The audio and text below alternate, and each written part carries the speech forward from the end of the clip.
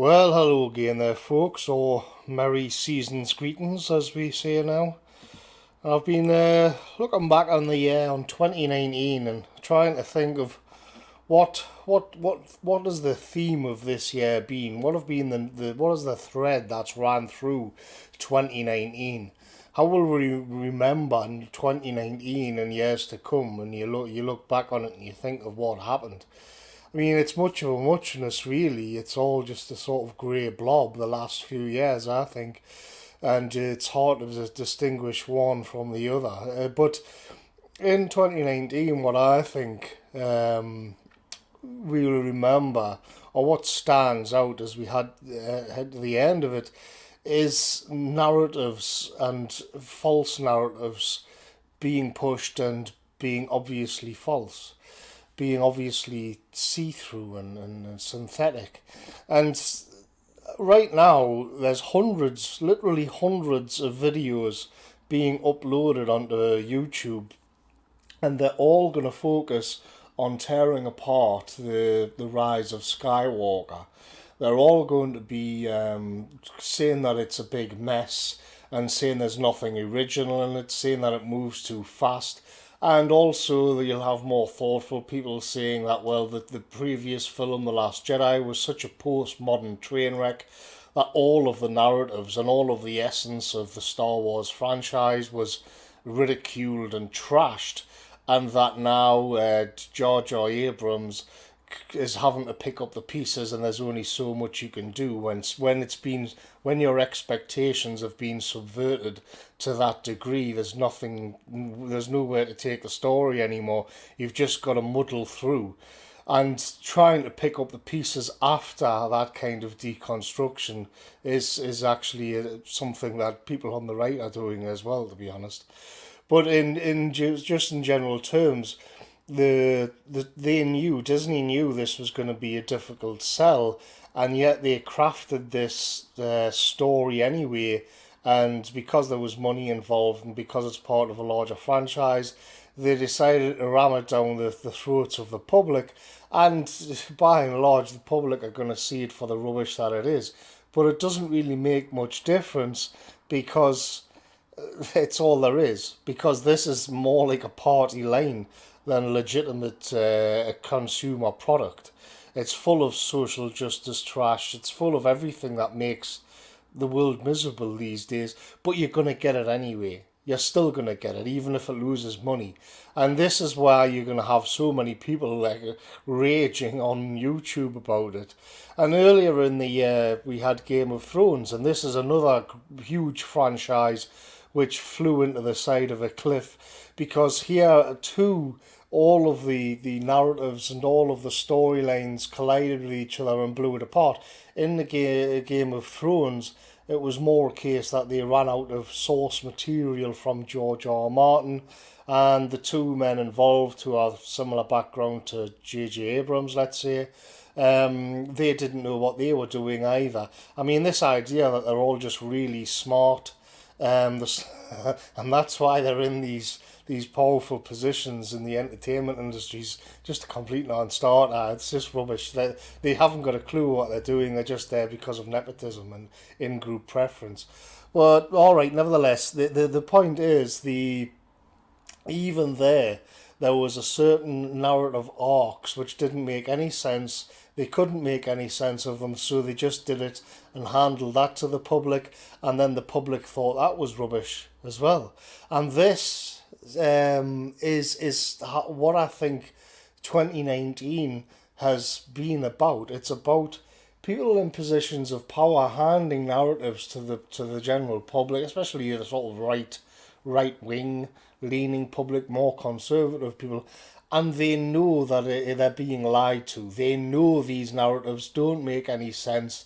They know it's trash, but you're going to get them anyway. And the people in the elites, the globalists, the moguls in Hollywood, or whoever it happens to be, they just don't care that they just don't care that you can see straight through their product and their ideology and their narratives.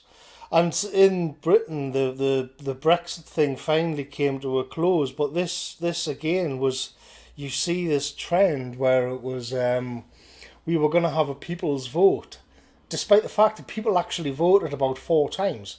But the everybody just saw straight through that people's vote, and then you had people just moving around different political parties, because all political parties are the same.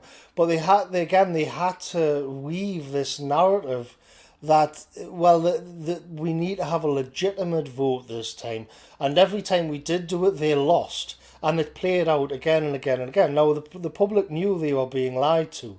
They knew that there was a certain cabal who were trying to rob them of the Brexit deal, whatever you think of that, and then the EU referendum vote of 2016, that they were looking to subvert their expectations in that regard. But it didn't matter, because the media, all of the major newspapers really, they kept on pumping this line, and everybody knew it was rubbish. Everybody knew it was facile. I think the peak of this distrust from the general public in truths that the elites were handing to them, and the inability of people to believe what they were being told, peak of this, yeah, probably has to be the Epstein suicide, in quotes. I mean, nobody believed that, and what's happened to that story, nobody knows. It's just gone. Whew. That's the end of that. Nobody seriously believes the story that he hung himself in his jail cell. Doesn't matter. That's the story that you're going to get anyway. And there's nothing you can do about it. Extinction Rebellion, another one. So this time around, I mean, we've gone through the establishment tried to rob us of Brexit. The establishment told us blatant lies and crap about the Epstein murder. Extinction Rebellion was where this time we're expected to believe that all of these well-funded groups dressing up when we had costumes, protesting and shutting everything down in London, telling us that the world's going to end, and then they get this free pass from the police. Greta Thunberg goes to speak, like, actually face to face with the elites at the United Nations, and they have to treat it like it's this grassroots rebellion, and nobody believes that either. Nobody took any of this seriously. Everybody saw straight through it. But nevertheless, you're going to be handed this. You're going to be handed this narrative, and you're expected to believe it because there's a more powerful agenda behind it, and nobody does, but there's nothing you can do about it anyway. And what is the effect this has on people is that they just become completely disaffected, and they check out of the whole process. I mean, the transsexual issue really dominated this year. I at first, when this arrived on the scene, I thought, well, look, all right, this is crazy, weird stuff, but I'm more, a year or two back, but I'm more interested in demographics. This is where this was demographics everything, and more the warning signs are going off, and now it's like the whole Western world is sort of orbiting the issue of the transgenders, and I don't even know what I'm supposed to believe. I don't even know what the narrative is. Are men and women the same now? If are you a woman born into a man's body? But what does this say about the feminist cause? Is that bloke with the beard who's winning the weightlifting competitions calling himself a woman? Is that like really a woman? Can he then be a feminist? I mean, what happens if a man, a trans woman who was a man, then converts to Islam and wears a burqa and then gets married to a Muslim man? Is this possible? Where does all this lead? What does it mean for the feminist argument if we're all just the same? Why is it that if there's no such thing as men and women, why do the trans ones from men to women then dress up like women, like the female form, what we think of as woman? they want to look like that. Well, what does it matter if there's no such thing in men and women? I understand I'm being handed this narrative, this story, this ideology, but in the case of the trans issue, I don't even know what it is that I'm supposed to believe. At least like in 1984, in Orwell's 1984, O'Brien would torture Winston Smith so that Winston Smith would end up actually believing that 2 plus 2 equals 5. In this case, we get tortured by all this nonsense, and I don't even know what it is they want me to believe in the first place. It's just a confusing mess. Again, it's another narrative being handed from the elites that we're supposed to believe as part of a grassroots movement, which nobody understands, nobody believes in it. And it's this for me is the theme of 2019, and it's no surprise whatsoever that we saw the clown world meme of this year, where none of this stuff makes any sense. I can't believe what you are trying to get me to believe. I just can't do it. I don't even know what it is in many cases. I just know that you're going to use force and social pressure to make me believe these crazy ideas, which I obviously don't. And so the clown world meme encapsulated that, because all of the madness that flows from this ideology, if you could call it that, is a big joke. It's the world is unhinged. The world has become unmoored from any kind of reality, and what you get is this unreality, this surreal feeling that anything goes, anything can make sense, everything is fluid. It is, John David Ebert would say, it's the liquefaction of all forms. What you thought was real isn't anymore, and what's in its place is something which is actually false. You can see that it's false, but you have to believe it anyway, or in the case of some issues, they're not even sure what it is that they're telling you to believe. And it's no surprise that out of all of this, the clown world meme arose, and the movie of the year, of course, which in terms of politics and ideas was The Joker, which I didn't actually rate very highly. I thought it was miserable. I thought the main character was a freak, and I didn't like it at all. I didn't like him. But all right, nevertheless, you can at least see here that it was the man who was an outcast, looking to rage against the world, and even this was I think, co-opted by the establishment. And it was in a way a convoluted story to say, well, if you don't believe in clown world, you are the clown. It's becomes completely unmoored from reality. And I was watching Dr. Zhivago the other day, David Lean's Dr. Zhivago film, and I did a little bit of reading up on the book by Boris Pasternak, and it's funny because Zhivago Dr. Zhivago was set before, during, and after the Bolshevik Revolution in Russia, and the Western critics weren't actually as kind as what you might think. Not in the way they were to Solzhenitsyn before he went rogue on them, of course. But what they didn't like about Dr. Zhivago was that it isn't actually just this straightforward capitalist critique of the violence and the gore and the brutality of the Bolshevik Revolution. It's more that Zhivago is an idealist. He's a romantic and a poet. But from the perspective of the Soviet Union, this was much more dangerous and much more subversive than a straightforward capitalist critique. And I found that very interesting, because Dr. Zhivago wanders the steppes and the Siberian wastes, and he's always got this poetic imagination coming out of him. He's always got this idealism.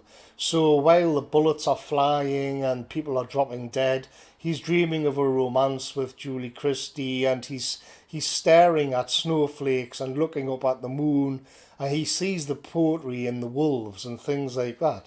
And it's because essentially the world in which he lives has become so insane that he has a completely different set of values than the materialism of either the the communism or capitalism, which is why in this regard the capitalists didn't really warm to him very much. But within the Soviet Union, they actually did understand just how dangerous that was. Because if you do check out and move towards a new, completely different set of ideals, you're no longer raging against the system, which has alienated you through its lies and manipulation and pressure. Instead, you've kind of gone completely off the plantation, and you're forming a completely different worldview. And in this case, it's based on idealism. And I think there's something to be said for that when you look at the sheer scale of the lies and the manipulation of truth, which we've seen throughout 2019, which is the main theme of 2019, is being handed these completely false narratives. And you can rage against that, endlessly angry and posting it on social media or screaming at the lads at work about some piece of awful gore that you've just seen. But of course, the system doesn't really care. They're just going to carry on pumping out the lies. They're just going to carry on pumping out these false narratives. And when you do reject the crap Star Wars, or when you do say that Extinction Rebellion is a completely rubber organisation, which is astroturfed, as they say, it's just the establishment speaking to the establishment. They don't care because they haven't got the power to change anything. And so you're in a situation of Dr. Zhivago wandering the steps. But at least in the case of Christmas, you can actually unironically enjoy a time when you can actually unironically move on and enjoy your Christmas dinner. You can enjoy the Christmas spirit, removed from all of this craziness. And I think that's actually more dangerous than when you say, I don't believe in this, I don't believe in any of this, but I do believe in something else and something more wholesome. They are kind of left frustrated rather than you raging against the machine night and day. I think and it's been, I think, played a lot of had a lot of influence in the content that I've done this year, was searching for a different ideal, searching for a different ontology, a different way of perceiving the world. And I think Christmas is a good time to do that, actually. I think why is it that we still have these tropes, which I asked last year on the Snowman video? Why do we even bother still using these tropes if it is just about materialism? You know? Why is it that you still get a bit of a glow when you have Christmas dinner? Because they don't have it all figured out. That's what it comes down to. So I'd like to. I'm probably going to take a few days away, and I'd like to thank everybody who's supported me this year. It's only really the first full year on YouTube that I've been busy, and I'm sure there'll be lots more to get into next year as well. So thanks a lot, folks. Enjoy your Christmas, and just take a time out from the madness and bask in that warm, comfy glow, because creating new ideals is what it's all about, I think. Enjoy Christmas, folks. See you later.